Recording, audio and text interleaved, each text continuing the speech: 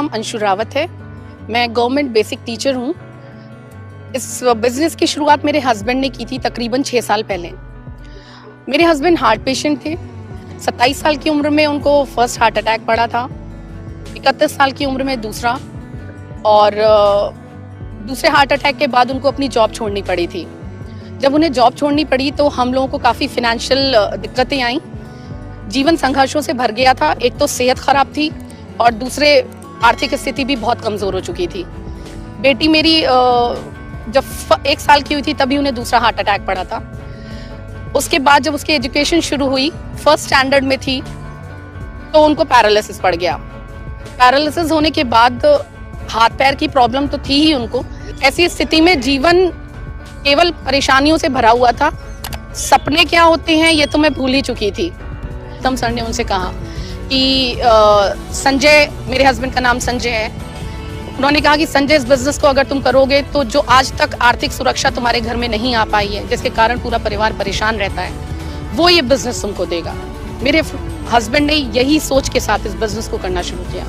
Friends, उनका कारण इतना बड़ा था कि जिंदगी में वो कभी रहें या ना रहें, लेकिन उनका परिवार आर्थिक रूप से कभी भी परेशान ना रहे। उन्होंने करना शुरू किया। उन्होंने कोई भी ट्रेनिंग इसकी नहीं छोड़ी।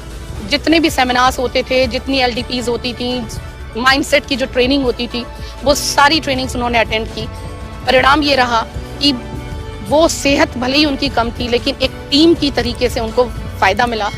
और दिसंबर 2017 में जब उनको हार्ट फेल हुआ और वो इस दुनिया से चले गए, तब उनका पे आउट था 89,000।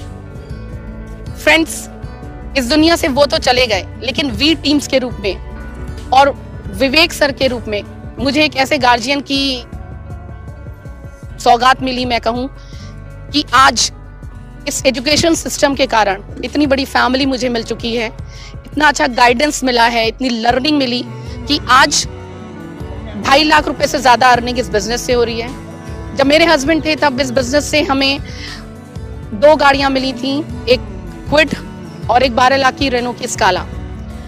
मेरी बेटी ने कभी कहा था कि ऑडी A3 लेके आओ तब जाने। मेरे हस्बैंड ने कहा था जरूर आएगी बेटा।